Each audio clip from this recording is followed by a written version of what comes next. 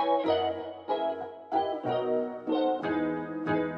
folks! Today's video, I want to do a good old-fashioned tag, because tag videos are still a thing. Dang it. I saw this tag on Michelle Wong's channel, and I guess it originated with Allie Glines, and it is the 21 makeup questions tag. So we're just gonna go through these questions and answer some stuff and see what mysteries we uncover about my makeup habits. I don't know. I looked at these a little bit on Michelle's video. I looked at the questions, but I didn't want to, like, I don't know, get influenced by some of the answers already. So let's load into the questions, shall we? The first question is, what is the oldest makeup product in your collection? Up until probably about a year ago, it would have been NARS Deep Throat, but I decluttered that eventually because it just wasn't really working at all, and the outer packaging of NARS products get really gross. But I do know that the oldest product in my collection is MAC Viva Glam 1. MAC Viva Glam 1 I bought in like the very first year of me buying makeup.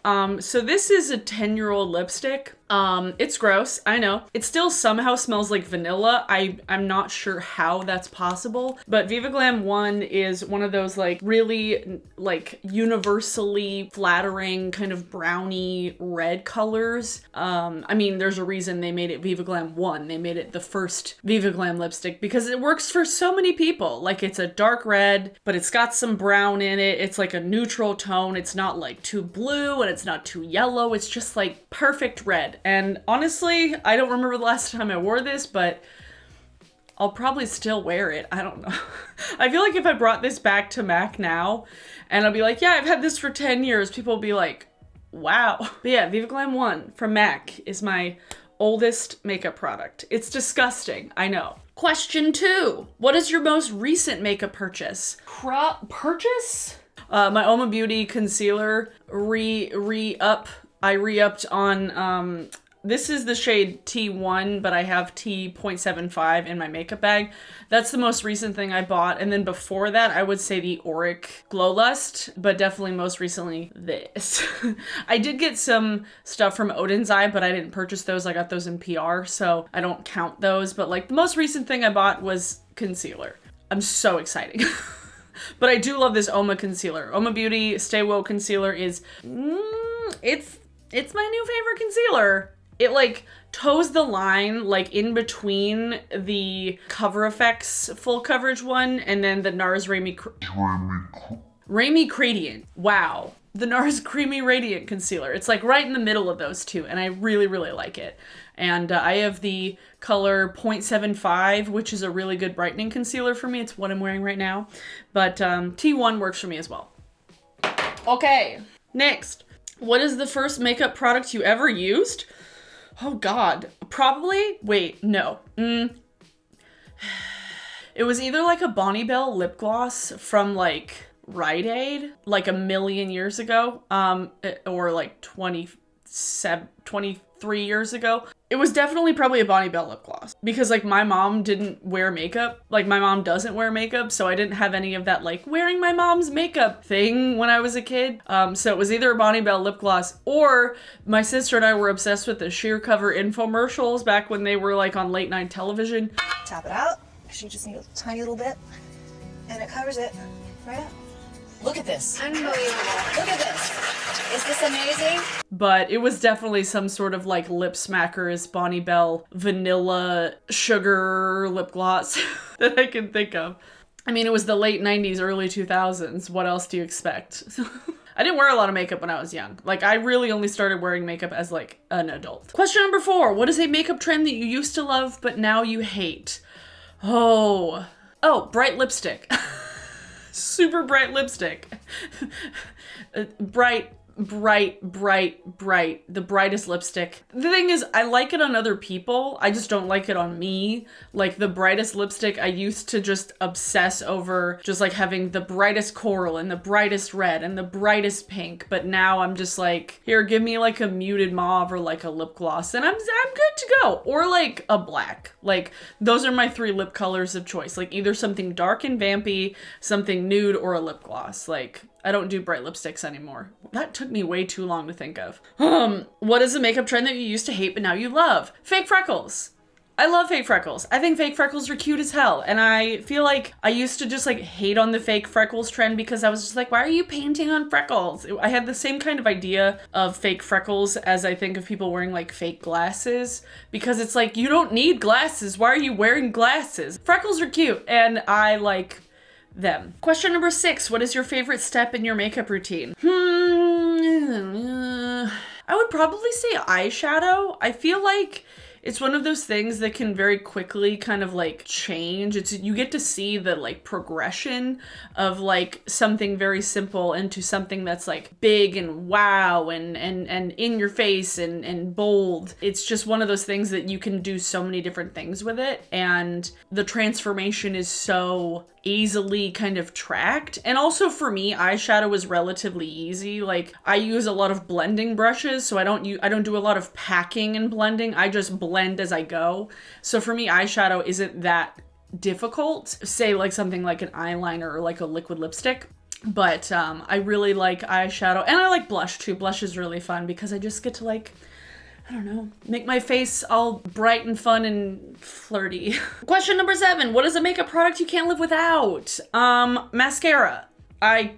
Mascara. If I'm putting on makeup, if I'm going out and I'm taking the effort to put on makeup, mascara has to be there, because I have really, really light blonde eyelashes, and I feel like if I'm wearing any other makeup and I forget mascara, I look stupid. I look stupid if I don't have mascara on and other things on my face. Number 8. What sparked your love for makeup?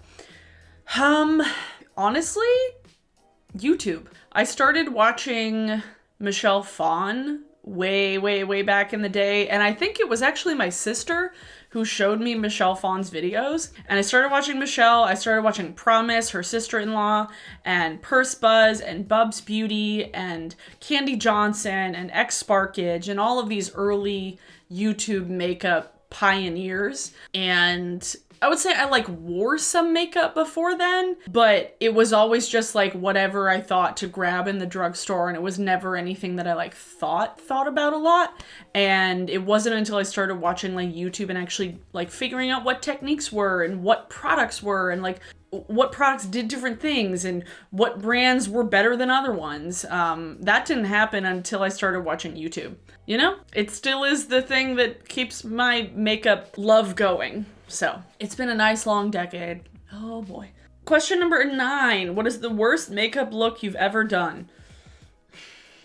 I feel like there's a lot of bad makeup looks I've done on purpose, but as far as like makeup looks that I thought was like really great, I think it was on my old channel. It might be on this channel. I'll have to look, but I did a makeup tutorial that was a Slytherin themed makeup tutorial.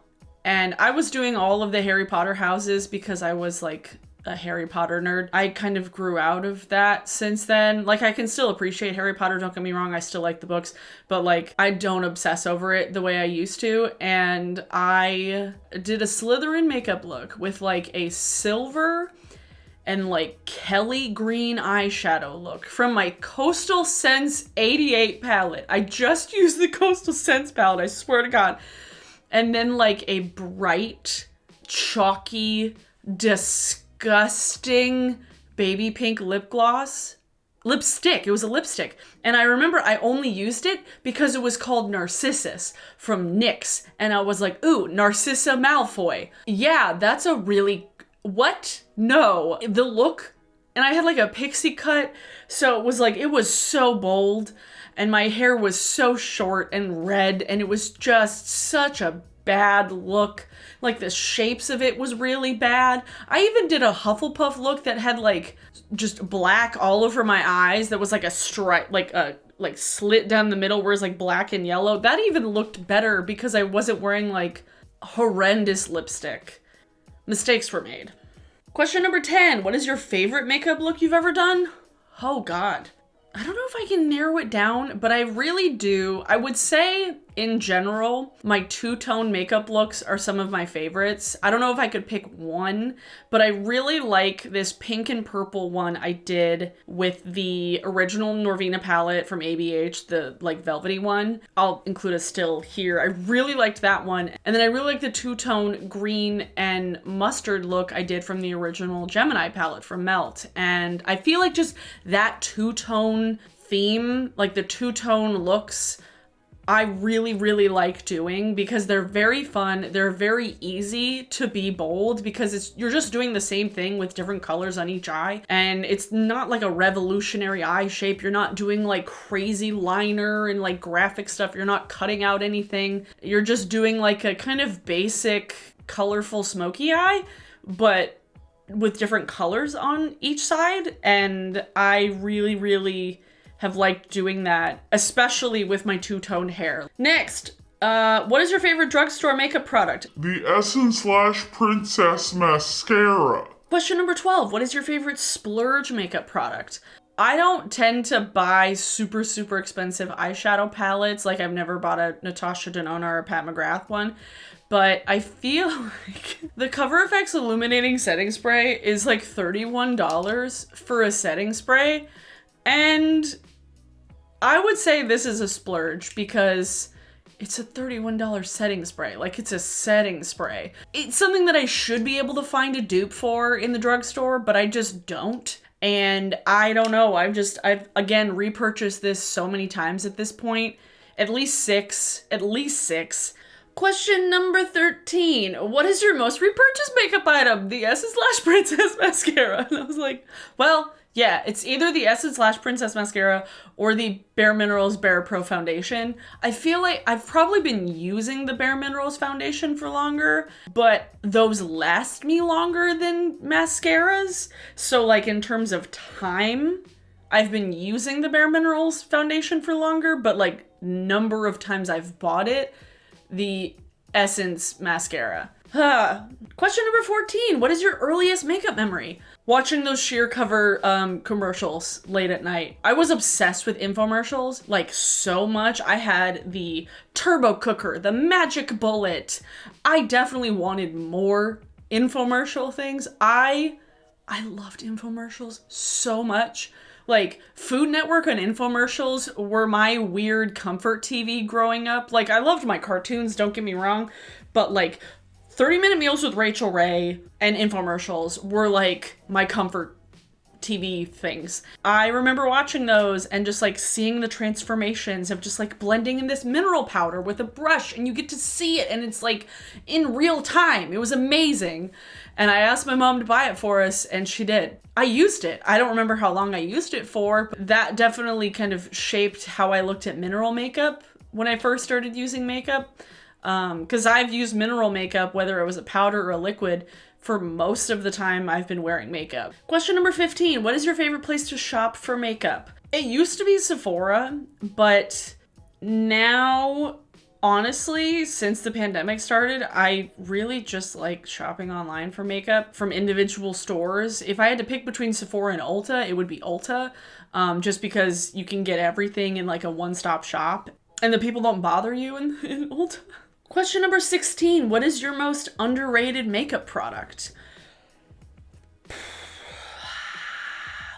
Do I want to keep talking about my Bare Minerals foundation? My Bare Minerals Bare Pro Liquid Foundation. It's so underrated. I don't hear anybody talk about it. There's so few people who talk about it. One of my literal best friends, Hannah, thought that nobody talked about it when it was just like, hey, I talk about it all the time. It's the only foundation that I use. Yeah, I mean, I think this foundation is slept on for sure, especially for somebody with sensitive skin who likes to have some kind of SPF in my foundation. Like, I like to have some kind of SPF, but I can't use any foundations with a chemical SPF. And so many times when you find foundation with like an SPF 15 or 20, it's a chemical sunscreen, so I can't use it. So this has a mineral sunscreen already in it because the minerals in it act as a sunscreen already. So if you are somebody who likes liquid foundation, who likes a medium coverage, medium to buildable, it's like a natural finish. It's not matte and it's not dewy. You can see it on my face. Like I wear like a powder just in my T-zone and under my eyes to set my concealer, but it's so good. Like it doesn't work with a sponge. I will say it doesn't work with a sponge because it's so liquidy, but with like a densely packed brush, it works great. Nobody talks about it. Question number 17. What is the most overrated makeup product you own? Probably the Glossier lip gloss. I love this lip gloss, don't get me wrong, and I use it regularly, but I feel like the way people talk about this lip gloss and how little amount of product is in it, I added a pigment to it, so it's like slightly pink. It's so tiny. It's $14. Like it's a good lip gloss, but like there are other lip glosses that are just as good and way less expensive. Like a $14 lip gloss for this amount, like this is tiny. Like this is a tiny amount of lip gloss. I feel like this is pretty overrated. There's a lot of things that I would have called overrated that I have decluttered in years past, like NARS blushes, Tarte blushes, because I loved the Tarte Amazonian clay blushes, don't get me wrong, but because of the formula, they dried out so bad. Like the Tarte Amazonian clay blushes dried out faster than any blush I've ever owned. And I had 2 of them and they got hard pan for no reason. But I decluttered those years ago. So I don't currently own them, but I used to, and I think they were ridiculously overrated for sure. Question number 18. Oh, this is a idea that I have for an entire video. What is a discontinued makeup product you wish would come back? Urban Decay Naked Smoky is a regret that I have that I never purchased it. Naked Smoky would have been such a welcome addition to my collection. I loved the look of that palette and I never bought it, but I wish they would bring it back so I could buy it. A majority of the lippy sticks from ColourPop, I feel like ColourPop, once they got really, really big, they kind of moved away from those like weird colors that they used to do. They used to just be these Super Shock shadows in like the coolest shades and the weird lippy sticks. Like I have a blue lipstick from them from like the beginning of ColourPop. And now they're just doing all these like boring palettes that look exactly the same, or like Disney collabs that are like uninspiring. I just want ColourPop to bring back their old cool stuff. That's definitely something I would like back. Question number 19, where do you go for makeup inspiration? Weirdly enough, Instagram. I don't go to the Explore page because I feel like the Explore page is just all clickbait stuff where there's that girl who applies on like 3 layers of foundation while lip syncing music. I don't know. For me, this may be an unpopular opinion, lip syncing videos are cringy as hell. There, I said it. They make me cringe. But Instagram, I think, definitely gives me ideas and gives me gets my juices flowing. Got 2 more questions. Question number 20. What do you hope to see less of in makeup's future? I am kind of tired of... ColourPop. Like, I would like to see just less of ColourPop in general. The oversaturation of neutral palettes, the oversaturation of just the same palette over and over and over again. Eyeshadow palettes in general, I want to see less of because there's so many. Like, the market is so saturated. There's literally nothing that a brand could come up with now that hasn't been done before. It's just going to be recycling at this point. I don't need to see them for a little while. I feel like we're good with eyeshadow palettes for now. We're good.